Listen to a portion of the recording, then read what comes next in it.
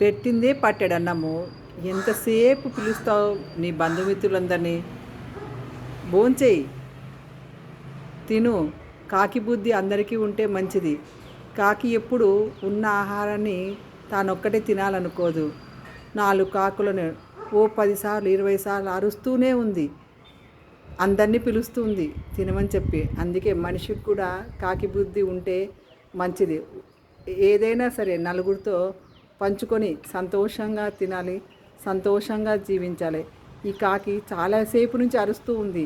అందుకే దీని అరుపు చూడలేక నేనే వచ్చి ఇలా అందరికీ దాని ఆవేదనను చూపిస్తున్నాను. వేడిగా ఉంది అన్నము, తినొచ్చు కదా. పిలుస్తూనే ఉంది.